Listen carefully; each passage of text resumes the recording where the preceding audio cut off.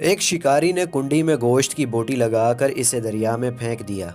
ایک مچھلی اسے کھانے دوڑی، وہیں ایک بڑی مچھلی نے اسے روکا اور کہا اسے منہ نہ لگانا، اس کے اندر ایک چھپا ہوا کانٹا ہے جو تجھے نظر نہیں آ رہا۔ بوٹی کھاتے ہی وہ کانٹا تیرے حلق میں چبھ جائے گا، جو 1000 کوششوں کے بعد بھی نہیں نکلے گا۔ تیرے تڑپنے سے باہر بیٹھے شکاری کو اس باریک ڈور کے ذریعے خبر ہو جائے گی۔ تو تڑپے گی اور وہ شکاری خوش ہوگا۔ اس باریک ڈور کے ذریعے تجھے باہر نکالے گا، چھری سے تیرے ٹکڑے ٹکڑے کر دے گا، مرچ مسالہ لگا کر تجھے آگ پر ابلتے تیل میں پکائے گا۔ 10 انگلیوں اور 32 دانتوں والے انسان تجھے چبا چبا کر کھا جائیں گے۔ یہ تیرا انجام ہوگا۔ بڑی مچھلی اتنا کہہ کر چلی گئی۔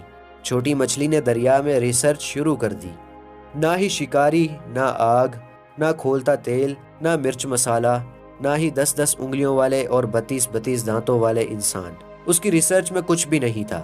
چھوٹی مچھلی کہنے لگی، یہ بڑی مچھلی ان پڑھ جاہل، پتھر کے زمانے کی باتیں کرنے والی، کوئی حقیقت نہیں اس کی باتوں میں نے خود ریسرچ کی ہے، اس کی بتائی ہوئی کسی بھی بات میں سچائی نہیں ہے۔ میرا ذاتی مشاہدہ ہے، وہ ایسے ہی سنی سنائی نام نہاد کی غیب کی باتوں پر یقین کرتی ہے۔ اس ماڈرن سائنسی دور میں بھی پرانے فرسودہ نظریات لیے بیٹھی ہے۔ چنانچہ اس نے اپنے ذاتی مشاہدے کی بنیاد پر بوٹی کو منہ ڈالا، اور پھر کیا ہونا تھا؟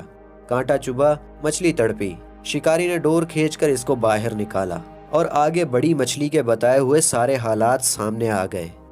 معزز ناظرین، یہ چھوٹی کہانی بتانے کا مقصد یہ ہے کہ ٹھیک اسی طرح انبیاء علیہم السلام اور علماء کرام نے انسانوں کو موت کا کانٹا چبھنے اور اس کے بعد پیش آنے والے سارے حالات و واقعات تفصیل سے بتا دیے ہیں۔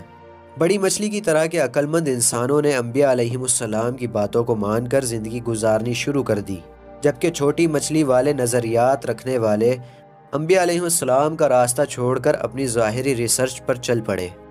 موت کا کانٹا چبھنے کے بعد سارے حالات سامنے آ جائیں گے۔ مچھلی پانی سے نکلی، واپس نہ گئی، انسان دنیا سے گیا، واپس نہ آیا۔